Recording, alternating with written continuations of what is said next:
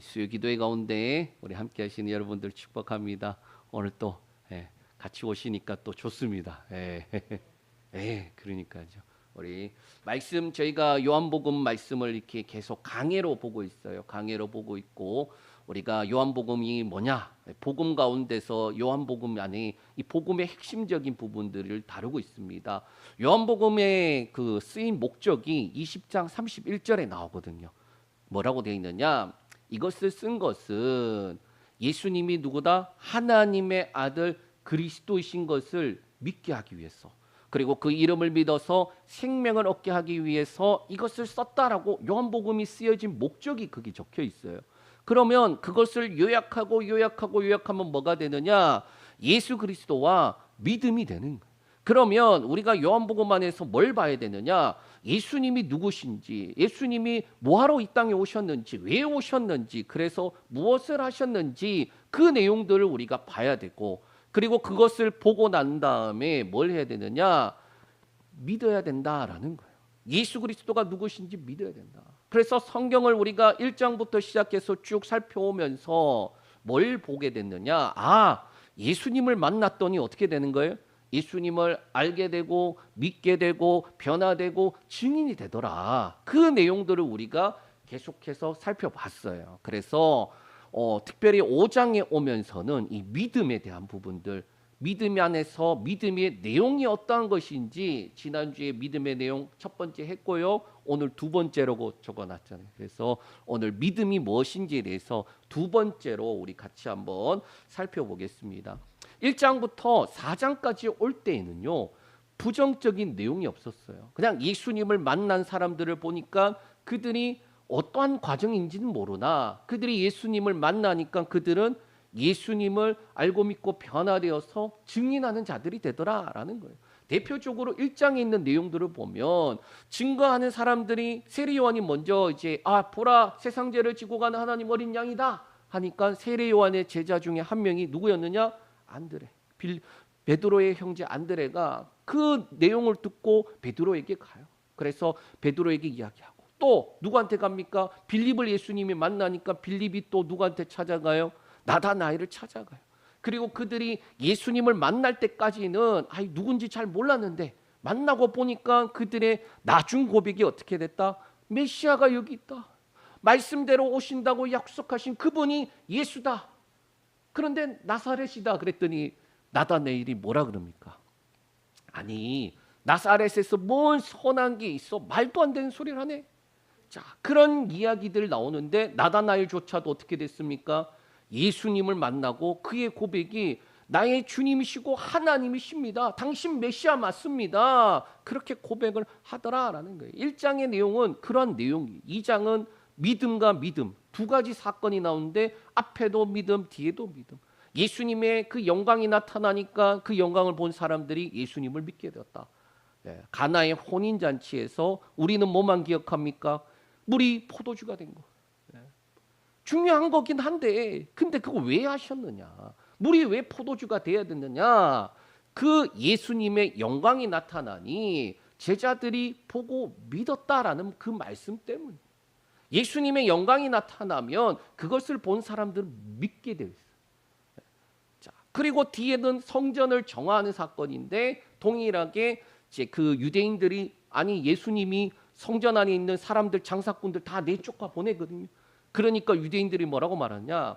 너 지금 하는 거 표적이 아니면은 너 죽을 줄 알아 그래요. 그러니까 지금 예수님이 하는 행동에 대해 있어서 예수님은 늘 특별한 일들을 하시니까 뭔가 이유가 있을 텐데 그런데 이건 좀 심하지 않아 그랬던 거예요. 예수님한테 그러는 거죠. 당신 지금 하는 거 표적이 아니라면 당신 죽을 줄 알아 그랬던 거예요. 그랬더니 예수님이 그래 내가 표적 너한테 보여줄 표적은 야 성전 헐어라. 내가 3일 만에 일으키겠다. 그랬더니 사람들이 유대인들이 이제 막 화가 난 거예요.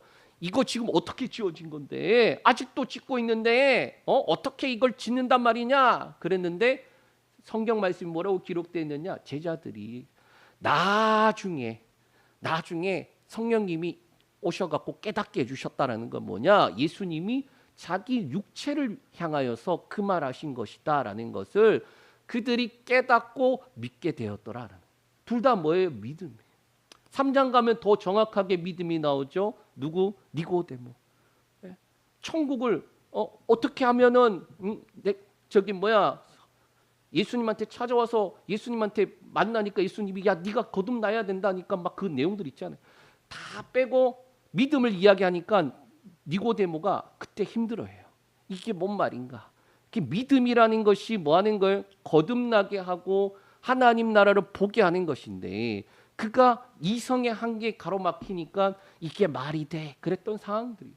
그리고 4장 그리고 5장 이렇게까지 오면서 믿음에 대한 내용들을 우리가 다루고 있어요. 그냥 예수님 말씀하시면은 우리가 받아들이고 믿어야지 거기까지는 우리는 괜찮은데 안 믿는 사람들은 왜 믿어야 되는지에 대해서 잘 모른단 말이에요. 그리고 우리 또한 왜 믿어야 되는지를 명확하게 알아야 한다라는 거예요. 그래서 5장의 이 뒷부분에 보면은 어려운 말씀 같아요. 그러니까 이야기 형식으로 되어 있으면은 좀 쉬운데 예수님이 말씀하시기 시작하니까 우리가 어려워. 그런데 그 내용이 뭔지 우리가 같이 살펴보려고 합니다. 지난주에는요. 믿음은 이런 거야. 이제 그 내용을 설명을 하는 그런 내용이었다면 오늘은 조금 부정적인 내용을 가지고 이야기를 해요. 예를 들면 이런 겁니다. 교차로에서 차가 이렇게 사거리 여기도 사거리잖아요. 아까 제가 오는데 어떤 일이 있었느냐. 좌회전 신호 따라서 저는 출발해서 오는데 저 반대편에서 자기 신호도 아닌데 막 와. 예, 부딪힐 뻔했어요. 제가 부딪힐 뻔한 건 아니고 제 앞에 차가 부딪힐 뻔했어요. 그래서 자 교차로에서는 어떻게 해야 되겠어요? 신호를 지키지 않으면 사고가 나요. 자 그래서 보통은 긍정적인 표현이 이렇게 돼요. 교차로를 지날 때에는 좌우를 살피고 신호에 따라 움직이세요. 이게 이제 긍정적으로. 그 부정적으로 어떻게 말하느냐? 교차로에서 안전하게 가지 않으면 저렇게 사고 납니다. 그러면서 사고 사진이 어떻게 돼요? 막 차가 뒤집어져 있고 차가 완전 박살나 있고. 또 그게 더 쉽게 알 수 있는 게 뭐냐? 술이랑 담배 보면 요즘 그림 그 사진이 하나 있는 거 아시죠? 과도한 음주는 질병을 갖게 된다고. 암을 유발할 수 있습니다. 뭐 그런 것들이 있어요. 제가 그거 하나 갖고 왔는데 자 요렇게 요즘 담배 뒤에 요렇게 해놓은 거예요. 예? 이게 옛날에는 그냥 좀 적당하게 그렇게 그냥 경고하기 위해서 했는데 부정적으로 이제는 아예 대놓고 이래도 담배 필래? 예? 이래도 담배 필래? 지금 하는 거예요. 그런데 어떻다? 필 사람들 펴요. 먹을 사람들 먹고 필 사람들 피해요. 자, 예수님께서 유대인들에게 결국 너희가 믿지 않는 그 이유를 아니 그러면서 이 믿지 않는 이유에 대해 있어서 안 믿으면 이렇게 된다. 그 이야기를 오늘 한다라는 거예요. 자, 그 내용인데 한번 보겠습니다. 자, 먼저 믿지 않는 사람들의 상태. 믿지 않는 사람들의 상태는 뭐냐? 예수님의 그 증거를 받아들이지 않는 거예요. 그러니까 복음이 들어가고 말씀이 들어가고 하는데 그 증거들을 보고서도 안 받아들이는 사람들이 바로 믿지 않는 사람들이다. 그게 세 차례나 말하는데 30절에서 40절 우리가 읽었던 그 본문 안에 대부분을 차지하는 게 믿지 않는 사람들 그리고 그 믿지 않는 그 증거가 뭐냐? 그 내용들이 나와 있다. 그래서 첫 번째가 심판에 대한 증거를 받아들이지 않는다. 우리 30절에서 32절까지 말씀 우리 읽겠습니다. 내가 아무것도 스스로 할 수 없노라. 듣는 대로 심판하노니 나는 나의 뜻대로 하려 하지 않고 나를 보내신 이의 뜻대로 하려 함으로 내 심판은 의로우니라. 내가 만일 나를 위하여 증언하며 내 증언이 참되지 아니하되 나를 위하여 증언하신 이가 따로 있으니 나를 위하여 증언하시는 그 증언이 참인 줄 아노라. 아멘. 이 심판에 대한 증거가 말씀하고 있어요.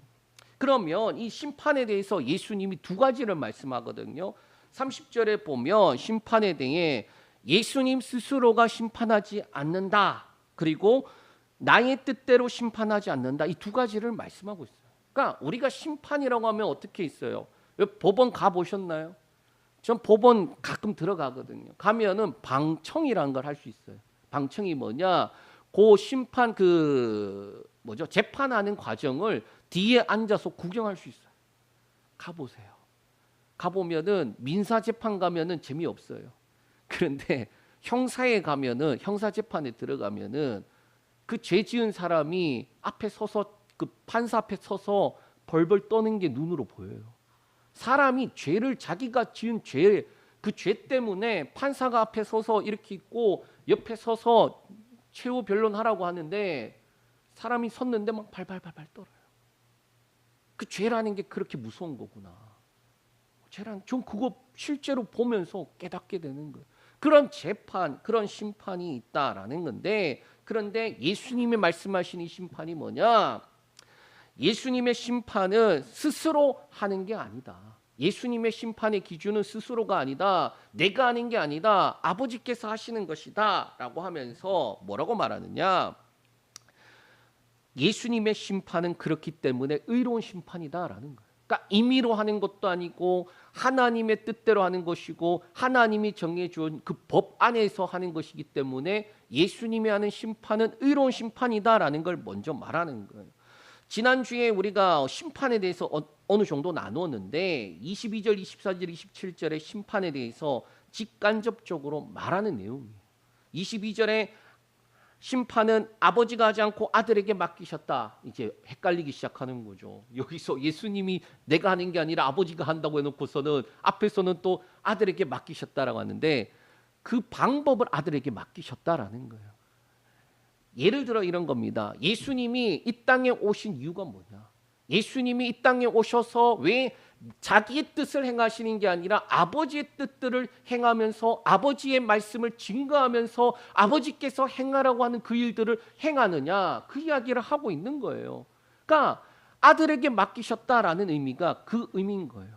그리고 예수님은 나 스스로 하는 게 아니라 하나님께서 주신 그 법 안에서 하니까 의로운 심판이다라고 그렇게 말씀하고 있다. 24절은 심판의 결과에 대해서 말하는데 듣고 믿는 자들은 영생을 얻는데 듣고 믿지 않는 자들은 어떻게 되는 거예요? 심판 가운데 그대로 있다라고 말씀하고 있어요. 또 27절에는 그 심판의 권한을 예수님께서 인자 되심으로 아버지께 부여받았다라는 거예요. 인자 되심이 뭡니까? 이 땅에 오셔서 결국엔 십자가에서 죽으시고 부활하시는 거예요. 그 모든 것들을 통하여서 아들을 통하여서 하나님께서 일하셨다. 우리가 심판이라고 하면은 부정적인 느낌이 들어요. 그렇잖아요. 심판 뭔가 이렇게 벌 받을 것 같고 개인이 서면은 뭐라도 걸릴 것 같아서 왜? 우리도 털면은 뭐가 나오나요? 먼지 나오는 부족한 사람이잖아요. 괜히 하나님 앞에 섰을 때에 뭐라도 털면 나올까 봐. 그런데 부정적인 의미 같은데 그런데 이게 심판이 은혜인 이유가 뭐냐? 하나님께서 직접 심판했으면 어떻게 되나요? 그 앞에 설 수 있는 사람이 없어요. 그런데 아들을 통하여서 그 일을 하셨다라는 게 바로 우리에게 은혜다라고 하셨다라는 거예요. 하나님께서 우리를 사랑하시지 않으면요, 하나님이 그냥 심판하면 그 앞에 설 수 있는 사람이 없어요. 하나님의 공의 앞에 설 수 있는 사람이 없어요. 하나님의 법 앞에 이 세상에 단 한 사람 또 죄인이 아닌 사람이 없어요. 예수님께서 이 땅에 오셨기 때문에 뭐 하시는 거예요? 우리 죄를 대신 짊어지시고 우리의 죄값을 다 치르시고 그리고 십자가에 죽으실 뿐만 아니라 뭐 하셨습니까? 부활하신 거예요. 그 예수님을 믿는 자에게 뭘 주셨다라는 거예요? 영생을 주신다라는. 그게 하나님께서 하신 심판이다. 그러면 예수님을 믿으면 영생인데 믿지 않는 사람들이 왜 있을까? 여러분 그 생각을 저는 많이 해봐요. 아니 예수님을 믿으면 사는데 왜 예수님을 믿지 않을까? 오늘 말씀이 그 내용이다라는 거예요. 자, 하나님이 심판하면 살아남을 사람이 하나도 없는데 그런데 아들을 이 땅에 보내시고 심판의 권한을 주심으로 아버지의 뜻을 이루게 하셨다라는 거예요. 우리를 구원하시기 위해서 하신 일이 바로 아들 예수 그리스도를 이 땅에 보내신 거예요. 그래서 3장 16절 17절 우리 아시죠? 우리 같이 한번 읽겠습니다. 3장 16절 17절 시작. 하나님이 세상을 이처럼 사랑하사 독생자를 주셨으니 이는 그를 믿는 자마다 멸망하지 않고 영생을 얻게 하려 하심이라.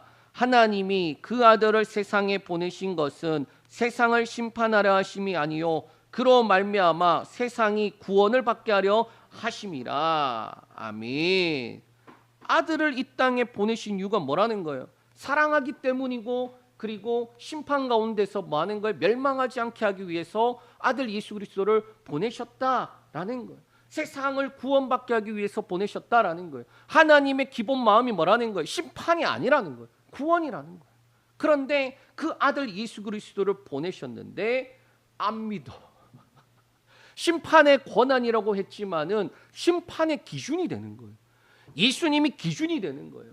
예수님을 믿으면 영생이고 믿지 않으면 심판이라는 그 기준이 된다라고 말씀하는 겁니다. 그래서 이 심판의 권한 그 내용을 우리가 같이 또 볼 텐데 31절 32절 우리 한번 다시 읽겠습니다. 31절 32절 내가 만일 나를 위하여 증언하면 내 증언은 참되지 아니하되 나를 위하여 증언하신 이가 따로 있으니 나를 위하여 증언하시는 그 증언이 참인 줄 아노라. 아멘. 자, 여기에 보면요. 심판 이 재판하기 전에 증언하는 자들이 나와요. 오늘날에는 과학 수사가 하고 있잖아요. 네? 그런데 옛날에는 과학 수사가 없었어요. 증언이 유일한 거예요. 증언이. 자, 그러면 이렇게 됩니다. 한 사람의 증언으로서 그게 증언이 채택되는 게 아니라 두세 사람의 증언이 있어야만 이게 재판이 진행이 되고 그 재판의 효력을 가진다라는 거예요. 한 명의 증거로는 법적인 효력이 없다라는 거예요. 그래서 32절에 예수님을 증언하는 이가 따로 있다. 그리고 그 증언이 참인 줄 안다라고 말씀하시는 거예요. 그러니까 내가 백날 하나님의 아들이라고 이야기해봐야 소용없다. 나를 증언하시는 분이 따로 있다. 그리고 그 증언이 참인 줄 안다라고 말씀하고 있어요. 그래서 심판의 권한에 대해 그럼 그 심판 누가 권한을 줬습니까? 그게 중요한데 그러면 그 권한을 줬다. 심판의 권한을 줬다라는 것을 조금 더 구체적으로 들어가면 증언, 누가 증언하는가? 나 혼자서 북치고 장구치고 다 할 수 없잖아요. 뭔 말씀인지 이해되시죠? 이거 잘 따라와야 돼요. 자, 예수님이 기준이 되고 예수님이 심판의 중앙에 서 계시는데 예수님을 증언하는 사람이 있어야 된다라는 거예요. 예수님이 백날 내가 하나님의 아들이라고 해서 되는 게 아니라는 거예요. 증언이 참되려면 누가 있어야 된다는 거예요? 증언하는 이가 따로 있어야 된다. 그 증언이 누구냐? 성령이라는 거예요. 성령. 네. 예수님을 증거하시는 분이 누구냐? 성령. 또 오늘 말씀에 자세히 보면은 또 하나가 또 등장해요. 누구냐? 모세예요. 모세. 공통점이 있어요. 하나님께서 보낸 증거다라는 거예요. 여러분, 자, 요게 이제 나중에 바울은 뭐라고 설명을 하느냐? 죄를 깨닫게 하는 게 무슨 역할입니까? 율법의 역할이에요. 죄를 깨닫게 하는 거. 율법이 없을 때에는 죄가 죄인 줄 모르고 살았는데 율법이라는 게 딱 주어지니까 여기서 벗어나면 뭐예요? 다 죄. 모세가 있고 그 다음에 뒤에는 성령이 있는 이유가 뭐냐? 앞에는 죄가 뭔지 깨닫게 하고 뒤에는 예수 그리스도가 무슨 일을 했는지 깨닫게 하는 역할이기 때문에. 그래서 그 둘의 공통점은 뭐냐? 하나님께서 보내신 증거다라는 거예요. 자, 이어서 두 번째로 세례 요한의 또 증거도 동일한 내용인데 예수님에 대해서 두 번째 증거는 세례 요한이 또 증거하는 내용이 있습니다. 한번 볼게요. 자, 긴데 읽겠습니다. 우리 33절에서 38절 말씀. 요거는 길지만 쭉 읽을게요. 너희가 요한에게 사람을 보내매 요한이 진리에 대하여 증언하였느니라. 그러나 나는 사람에게서 증언을 취하지 아니하노라. 다만 이 말을 하는 것은 너희로 구원을 받게 하려 함이니라. 요한은 켜서 비추는 등불이라. 너희가 한때 그 빛을 즐거이 있기를 원하였거니와 내게는 요한의 증거보다 더 큰 증거가 있으니 아버지께서 내게 주사 이루게 하시는 역사 곧 내가 하는 그 역사가 아버지께서 나를 보내신 것을 나를 위하여 증언하는 것이요. 또한 나를 보내신 아버지께서 친히 나를 위하여 증언하셨느니라. 너희는 아무 때에도 그 음성을 듣지 못하였고 그 형상을 보지 못하였으며 그 말씀이 너희 속에 거하지 아니하니 이는 그가 보내신 이를 믿지 아니함이라. 아멘. 자, 33절에 보면은 유대인들이 요한에게 사람을 보내요. 그리고 요한은 뭐라고 말하느냐? 진리에 대해서 나는 증언한다라고 이야기를 하는 내용이에요. 그런데 이게 어디 있냐면 1장에 한번 등장하는데 우리 1장 15절에서 17절 말씀 읽겠습니다. 요한이 그에 대하여 증언하여 외쳐 이르되 내가 전에 말하기를 내 뒤에 오시는 이가 나보다 앞선 것은 나보다 먼저 계심이라 한 것이 이 사람을 가리킴이라 하니라. 우리가 다 그의 충만한 데서 받으니 은혜 위에 은혜로라. 율법은 모세로 말미암아 주어진 것이요 은혜와 진리는 예수 그리스도로 말미암아 온 것이라. 아멘. 자, 여기서 중요한 거 17절이에요. 뭐라고 말하냐? 율법은 모세로 말미암아 주어졌지만 은혜와 진리는 누구로? 예수 그리스도로 말미암아 온 것이다. 자, 율법 가지고는 살 사람이 있나요? 없다니까요. 율법으로는 내가 죽을 죄인이구나. 예수가 필요한 사람이구나라는 걸 깨달을 뿐이에요. 그러면 은혜와 진리가 되는 게 뭡니까? 살 길이 뭐냐? 예수 그리스도밖에 없다라는 거예요. 자, 이 증언뿐만 아니라 세례 요한이 가장 큰 증거 중에 하나가 뭡니까? 예수님을 보고 보라, 세상 죄를 지고 가는 하나님의 어린 양이다라는 거예요. 자, 이러한 증거들을 유대인들이 다 봤단 말이에요. 유대인들 앞에서 했단 말이에요. 그런데 이 증거들을 들으면서도 그들이 예수님을 믿었다? 안 믿었다라는 거예요. 받아들이지 않아요. 진리에 대해서 세례 요한이 이야기를 하는데 유대인들은 보고 듣는데 안 받아들여요. 자, 누구는 보고 듣고 받아들였습니까? 세례 요한의 제자가. 두 사람 중에 한 사람이 예수님한테 가버리잖아요. 안드레가 그렇게 했잖아요. 네? 그러니까 말씀을 듣는데 희한하게 복음이 들어가면은 둘 중에 하나예요. 믿든지 안 믿든지. 그럼 우리가 계속 고민을 해야 되는 게 뭐냐? 아니, 나는 어떻게 믿든지 저도 신기한데요, 주님. 네, 저도 그렇거든요. 어떻게 예수님을 믿게 되었나? 그런데 안 믿는 사람들, 우리가 복음을 증거하면서 안 믿는 사람들 보면서 저 사람이 왜 안 믿을까? 그 안 믿는 이유가 여기에 나온다라는 거예요. 저 사람이 때가 안 돼서도 그럴 수도 있겠죠. 예. 저 사람이 몰라서 그렇죠. 몰라서 그렇죠. 그런데 성경은 어떠한 상태다라는 걸 말하는 내용들이라는 거예요. 자, 세례 요한을 향하여서는 이렇게 유대인들이 말했습니다. 그 세례 요한을 보면서는 즐거이 그가 있기를 원했다라는 거예요. 왜? 비추는 등불 같은 사람이었으니까. 말씀을 어떻게 보면은 율법만 가지고 있던 그들에게 예수 그리스도를 전해주기 때문에 예수는 싫지만은 그 안에 있는 내용들 때문에 뭐 하는 거예요? 빛을 보고 왔는데 안 받아들인다라는 거예요. 자, 즐거워하는데 안 받아들인다. 36절에 세례 요한의 증거보다 더 큰 증거가 있다. 그 증거가 뭐냐? 예수님께서 증거할 수 있는 두 가지인데 첫 번째는 내가 하는 그 역사가 증거다. 그러니까 예수님께서 표적으로 나타나는 그 일들, 사람이 할 수 없는 그 일들, 오직 하나님만이 하실 수 있는 그 일들을 나타냄으로 뭐 하는 거예요? 예수님이 하나님의 아들이심을 증거하고 있는 거예요. 두 번째는 아버지께서 하시는 증언이에요. 아버지께서. 그 아버지께서 하시는 증언이 뭐냐? 말씀대로 약속대로 지금 예수님이 오셨고 그 길을 가고 있는 거예요. 옛날부터 시작해서 모세와 그리고 선지자들과 시편에 기록된 모든 것들이 누구를 위한 것? 예수를 위한 거예요. 그 아버지께서 하시는 증언은 바로 이 말씀을 말하는 것이다라는 거예요. 예수님이 하시는 그 일을 보고도 받아들여야 되고 말씀을 알고 있고 말씀을 믿는다고 하면은 당연히 뭘 받아들여야 돼요? 예수님 받아들여야 되는 거예요. 자, 그런데 38절에 보면 이 두 가지를 유대인들이 믿지 않는다라는 거예요. 신기하지 않습니까? 예수님이 하시는 그 일을 눈앞에서 봐요, 그들은. 예수님 하시는 말씀을 귀로 들어요.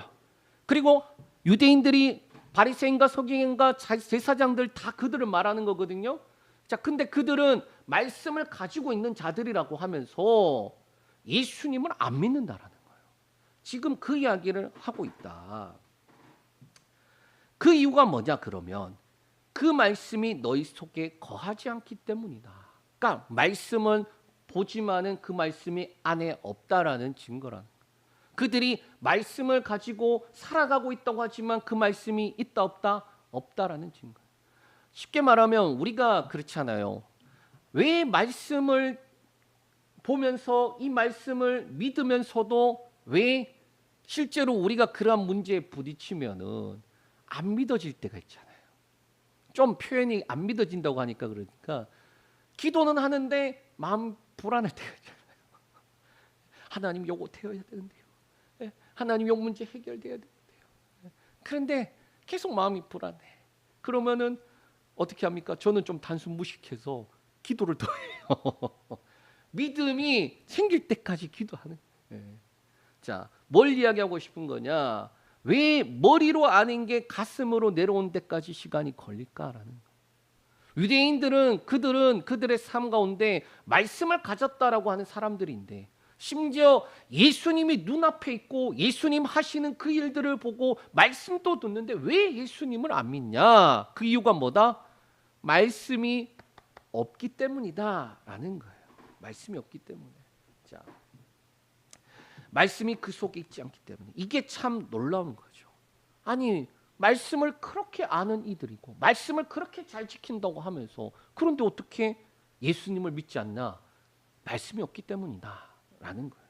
자, 예수님을 믿고 영접함으로 말씀이 그 안에 있다는 증거가 나타나야 되는. 그럼 우리한테도 동일한 거 아닙니까? 교회 열심히 왔다 갔다 하고 기도 열심히 하고 말씀 열심히 보고 말씀 많이 공부하고 안다고 해서 되는 게 아니라 뭐라는 거예요? 우리의 믿음의 말씀을 가지고 있다는 그 증거가 뭐냐? 예수님을 믿는 것이 바로 확실한 증거다. 예수님을 영접하고 예수님을 믿는 게 내가 말씀을 가지고 있다는 확실한 증거다라는 거예요. 말씀을 가지고 있거나 지키고 있거나 안다고 있고 한다는 그런 게 아니라 내가 뭘 해서 되는 게 아니라 첫 번째가 믿음이라는 거예요. 그러니까 뭔가 이렇게 막 열심히 해서 내 믿음을 증명하려고 하는 게 아니라 내가 예수 그리스도를 믿는가? 그 예수님을 어떻게 믿는가? 그 예수님을 어느 깊이까지 믿는가? 그게 우리가 말씀을 가지고 있다라는 증거가 되는 거예요.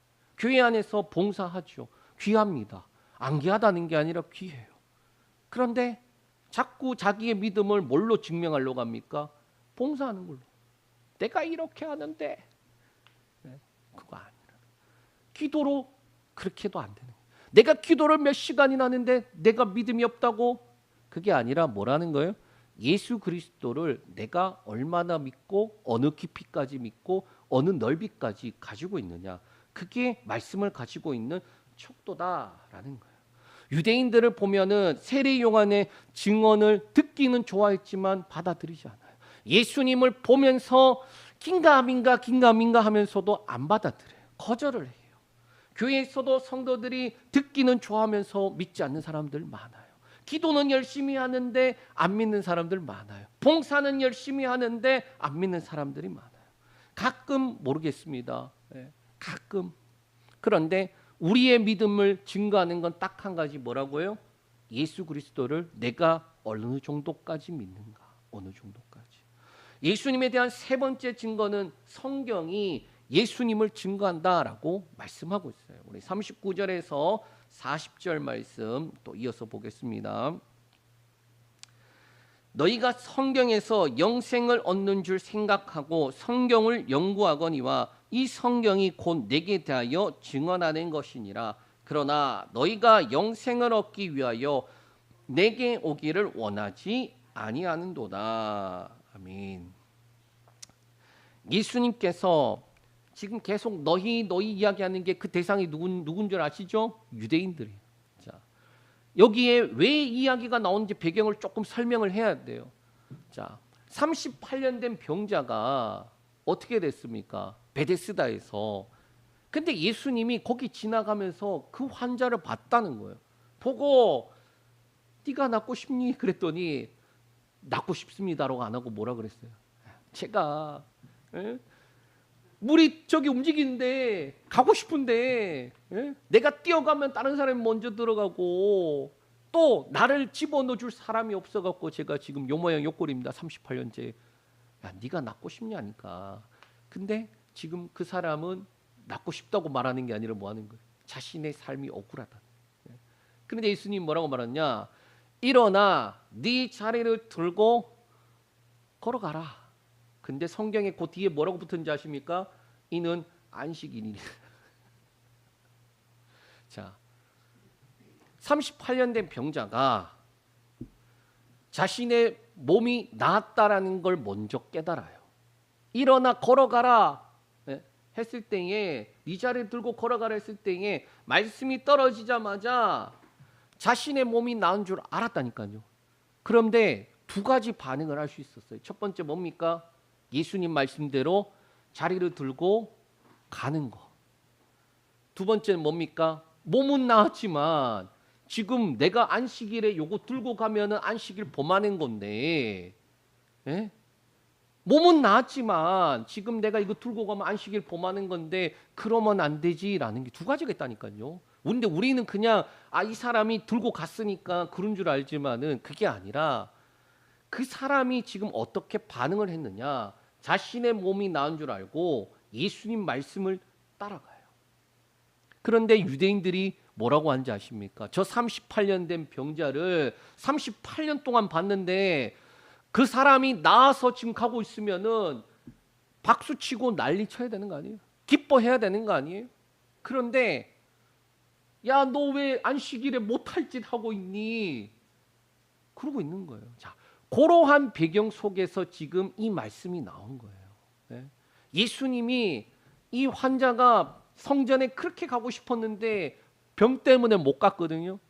어디서 예수님 만났냐? 성전 안에서 만나요.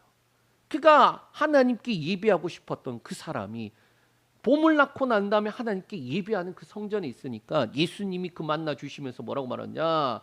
야, 너 병 나았으니까 이제는 앞으로 죄짓지 마라. 그 이야기를 하세요. 그리고 그 사람이 유대인들을 향해서 뛰어가서 나를 낫게 한 사람이 누구다? 예수다. 지금 예수님 꼰지르러 간 건가요? 일러 바치러 가는 건가요? 아니. 나를 낫게 하신 분이 예수다라는 거예요. 증거하기 위해서 가는 거예요. 자, 그러하니까 지금 유대인들이 아니 안식일에 못할 짓 시켰네. 그러고 이제 막 예수님 잡아다가 죽여야지 그러는 상황 중에 예수님이 설명해 주는 거예요. 너네가 지금 그러고 있는 게 말이 되니? 말씀을 가졌다고 하면서 말이 되니? 지금 저 사람이 살아났는데 너네가 그걸 보면서도 지금 그런 말이 나오니? 그런 내용들 중이었다라는 거예요. 자, 유대인들이 성경을 통해 영생을 얻는 줄로 생각하면서도 왜 영생되는 그 예수님이 눈앞에 있는데 왜 안 믿니? 라는 거예요. 왜 안 믿니? 유대인들이 율법에 대한 태도를 보면 알 수 있는데 좀 전에 말했던 그 안식일 논쟁. 그러니까 안식일이 왜 존재하는지에 대해서 생각은 없고 안식일날 뭐 하면 안 돼? 무조건 일하면 안 돼. 자, 그럼 예수님이 그들 향해 뭐라고 말합니까? 에? 야, 너네 진짜 너네 너무한 거 아니니? 너네 구덩이에 나무나 그 소나 나귀가 빠져갖고 있으면은 일하면 안 된다고 너네 냅두니 죽게 냅두니? 안 그러잖아. 하물며 하나님의 자녀가 백성이 지금 죽다가 살아났으면 기뻐해야 되는 거 그 이야기 하신 거단 말이에요. 자, 야 너네 진짜 너무한 거 아니니? 그 이야기 하는 거예요. 자, 유대인들이 몰랐던 이 성경의 목적에 대해서 몰랐어요. 그러니까 껍데기는 보면서 그 안에 있는 목적을 몰랐다라는 거예요. 성경 자체에 영생이 있는 게 아니라 성경이 쓰여진 목적은 예수님을 증언하기 위해서고, 그러니까 예수님이 이 땅에 오셔서 하실 일이 뭔지 거기에 대해서 말하고 있는데 그들은 껍데기만 계속 보고 있는 거예요. 예수님이 오시게 만드는 그 길이 성경에 있는 거잖아요. 예수님이 약속대로 오신다. 그분이 오셔서 뭐 하신다는 거예요? 자, 창세기 3장 15절에 뭐가 있나요? 최초의 복음이라고 불리는 원시 복음이라 불리는 자 여자의 후손이 나와요. 뱀이한테 뭐라고 말하냐? 야, 너 네 후손과 여자의 후손과 원수가 되게 하고 너네 후손은 뒤꿈치를 상하게 하지만 여자의 후손은 너네 머리 박살낼 거야. 죄와 사망의 법을 깨트리는 그 생명을 말씀하는 거예요. 자, 그 복음이 시작되고 난 다음부터 여자들은 뭘 사모하게 됩니까? 예? 출산을 통하여서 출산의 고통을 통하여서 여자의 후손이 오는 것을 사모하는 거예요. 남자들은 어떻게 하는 줄 아십니까? 땅에 수고하고 흘리고 그리고 그 수고하고 먹는 것들을 통하여서 아, 여자의 후손이 오셔야 된다. 언제든 오셔야 된다. 그것을 사모하게 만드는 거예요. 그게 주셨던 내용이에요. 거기서부터 시작하는 그 내용들. 자, 그러면 왜 영생을 얻기 위해서 예수님께 오지 않느냐? 41절 47절에 믿지 않는 자들이 왜 믿지 않는지 설명을 해주고 있어요. 첫 번째, 사람의 본질이 어둠의 상태다라고 말하고 있습니다. 우리 41절 42절 읽겠습니다. 자, 시작. 나는 사람에게서 영광을 취하지 아니하노라. 다만 하나님을 사랑하는 것이 너희 속에 없음을 알았노라. 아멘. 자, 예수님께서 사람을 통하여서 영광을 취하지 않는다. 이 말이 뭐냐? 번역을 다른 번역에는 나는 사람들로부터 찬양을 받지 않는다라고 말하는 거예요. 그러니까 뭔 말이냐? 예수님은 스스로 계시기 때문에 누구의 증언이나 누구의 찬양이 필요 없는 존재예요. 애초에 사실은. 그리고 사람의 증거가 필요 없으신 분이고 또 본질적으로 사람은 악하기 때문이다라는 거예요. 그 증거가 42절에 하나님의 사랑이 없다라고 말씀하고 있는 거예요. 얘네들 마음에는 하나님의 사랑이 없어. 없는 자들, 껍데기뿐인 자들 이야기하는 거예요. 이게 어둠의 상태다라는 거예요. 여러분, 요한복음은 1장이 중요해요.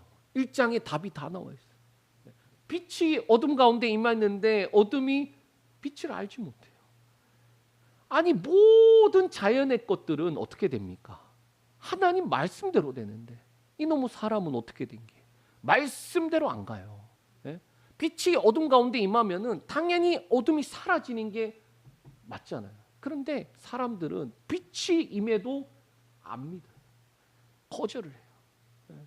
하나님이 처음에 아담과 하와한테 뭘 계명을 주셨잖아요. 계명. 동산의 모든 나무들은 다 먹어도 돼.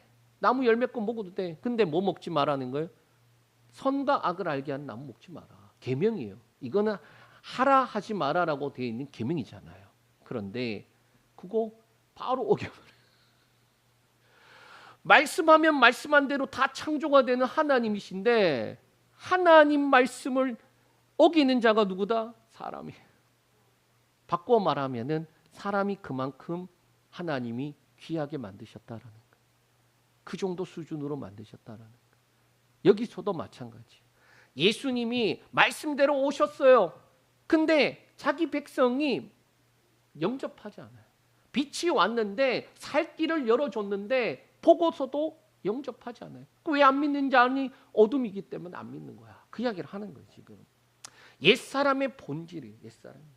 이러한 상태에 있는 사람들은 43절 44절의 모습을 나타내는데 우리 같이 읽겠습니다. 43절 44절. 나는 내 아버지의 이름으로 왔음에 너희가 영접하지 아니하나 만일 다른 사람이 자기 이름으로 오면 영접하리라. 너희가 서로 영광을 취하고 유일하신 하나님께로부터 오는 영광은 구하지 아니하니 어찌 나를 믿을 수 있느냐. 이게 어둠 속에 있는 사람의 상태다. 예수님을 영접하지 않는데 아버지의 이름으로 왔는데 영접하지 않는다. 다른 사람의 이름으로 왔으면 너네 받아들였을 걸. 또 뭐라고 말하나요? 영광, 사람의 영광을 취하면서도 하나님의 영광 취하지 않네. 너네 그렇지. 제가 이 말씀 준비하면서 요 장면을 어떻게 떠올렸느냐?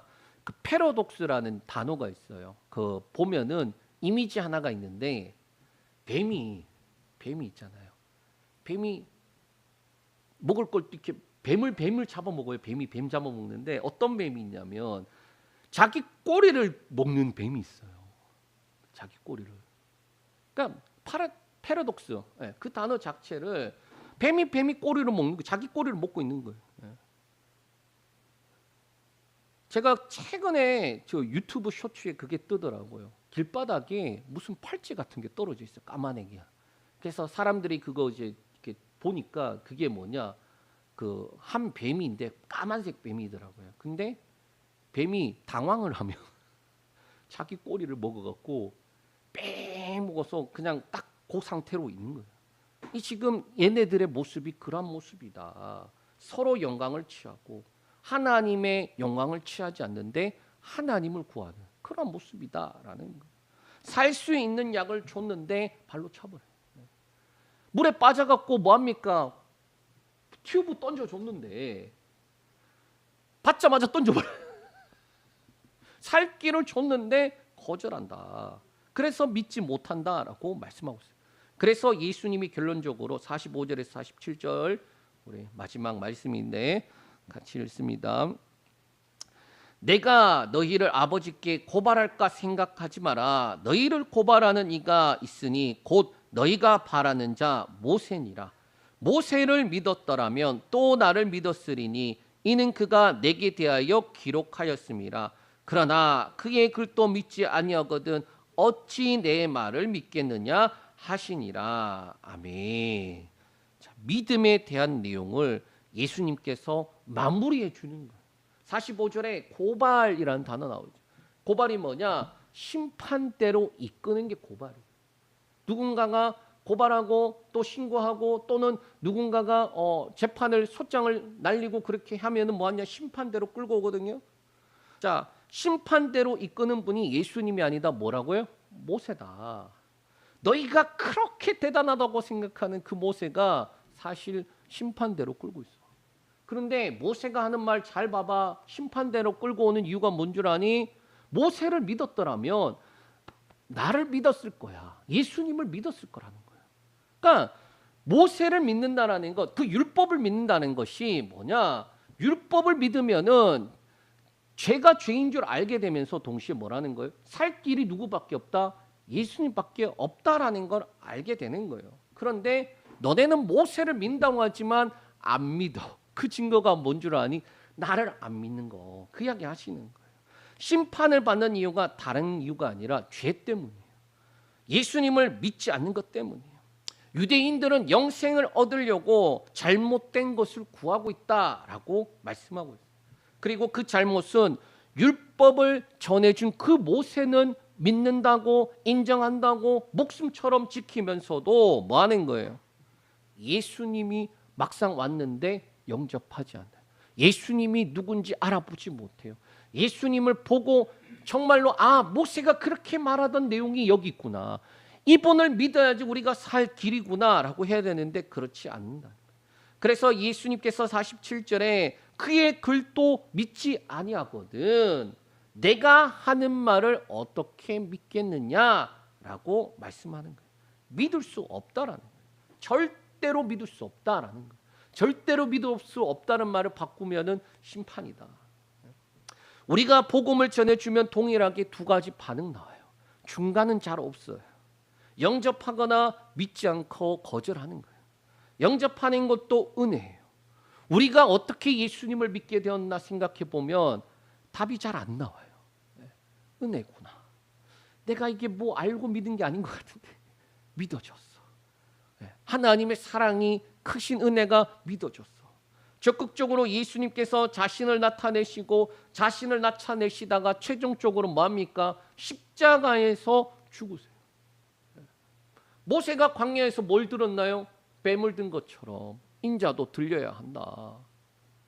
뭐 하기 위해서? 보면 산다라는 거잖아요. 예수님을 보고 그 과거에 있었던 그 내용들, 살 길을 열어주신 그 말씀을 알고 있다라면 뭐 하라는 거예요? 십자가에 달린 예수 그리스도를 보고 믿으라는 거예요. 그런데 안 믿는다는 거예요. 여전히 어둠 가운데 있다라는 거예요. 그들이 어둠 가운데 있는 가장 큰 이유는 자기 의 때문이에요. 자기 의. 하나님을 믿는다는데 가장 큰 걸림돌이 뭐냐? 자기 의예요. 자기 의. 자기 영광. 내면에는 어둠이 있는 상태이기 때문이에요. 거절하는 게 뭐다? 아, 어둠에 있는 상태다. 거절하는 게 뭐다? 예수님을 안 믿는 거다. 하나님의 사랑이 없는 상태다. 그럼 우리가 뭘 위해 기도해야 될까요? 저는 제가 경험 중에 하나가 중등부 제가 총무교사 할 때니까 한 20년 전이에요. 20년 더 됐네요. 그때 저도 막 신학교 2학년 그때였는데 중학교 3학년 여자애들이 사춘기 애들이잖아요. 근데 그 수련회 때문에 기도를 해줬어요. 그 제가 어떤 기도를 해줬냐? 붙잡고 하나님의 사랑이 이 아이가 경험되고 원한다고. 내가 예수님을 어떻게 만났는데 그 사랑 때문에 내가 이렇게 변화됐는데 얘도 좀 많이 날라리 같은데요. 근데 얘가 기도하는 가운데 이해되진 않아도 좋아요. 근데 하나님의 사랑이 느껴졌으면 좋겠다고. 그렇게 기도를 한참 했거든요. 근데 갑자기 애가 울어요. 애가 울어요. 그리고 뛰쳐나가. 그 제가 얼마나 놀랬겠어요. 내가 잘못했나. 근데 그 친구가 왜 그랬느냐. 이해할 수 없는데 눈물이 나갔고 그래서 쪽팔려서 나갔대요. 그러니까 그 친구는 자기 머리로는 이해가 안 되는데 막 눈물이 나는데 가슴이 너무 아팠대요. 하나님이 나를 사랑하시는구나라는 게 느껴졌는데 가슴이 너무 아팠대요. 예. 그 날라리 친구가. 그래서 저도 깜짝 놀랐는데 그렇게 말하니까 감사합니다 했던 기억이 있어요. 자, 어둠 가운데 있는 사람들, 그들에게 우리가 할 것은 뭐냐? 하나님의 그 사랑이, 아들을 보내주신 그 사랑이 이 사람에게 경험되어지길 원합니다. 우리 가족들 있잖아요. 예수 안 믿는 남편, 아내, 부모, 형제, 자녀들. 네? 이 사람이 예수 믿고 구원받게 해달라고. 거기에는 뭐가 들어가야 됩니까? 하나님이 이처럼 사랑하사라는, 정말로 아들을 주시면서까지 사랑한 그 사랑, 나를 사랑한 그 사랑이 동일하게 이 사람에게 경험되길 원합니다. 그가 예수 그리스도를 믿고 생명을 얻게 해 주시옵소서. 그 말씀을 우리가 전해야 될 것입니다. 여러분, 이 은혜를 누리는 저와 여러분들 되시길 축복합니다. 기도하겠습니다. 하나님 감사합니다. 참 우리가 구원의 은혜, 예수 그리스도를 통하여 주신 은혜, 그 모든 것들을 막연하게 예수님 믿으면 되지, 예수님 믿으면 죽고 천국 가지, 예수 믿으면 되는 거지, 그렇게 생각하는 그 복음의 내용을 우리가 더욱더 깊이 파고 또 넓히고 그 깊이를 알아가는 그 이유가 우리에게 주신 구원의 은혜가 너무나도 어마어마한 큰 은혜요, 큰 사랑이요, 큰 보물인데, 하나님, 우리는 너무나도 값어치 없게 여길 때가 많음을 고백합니다. 우리가 예수 믿고 있기 때문에 그래서 그냥 그저 감사하네, 그렇게 살아갈 때가 참 많은데, 하나님, 어떤 사람은 믿고 싶어도 믿지 못하는 그러한 상태에 있는 사람들도 있는데, 우리가 예수 그리스도를 전하고 증거할 때에 우리 안에 풍성한 예수 그리스도, 우리 안에 넘치는 예수 그리스도, 우리 안에 충만한 예수 그리스도를 전하는 귀한 자들 되게 하여 주시옵고, 우리 안에 먼저 더 충만하게 누릴 수 있는 생명을 더욱더 풍성하게 누리는 귀한 자들 되게 하여 주시옵소서. 예수님의 이름으로 기도합니다. 아멘.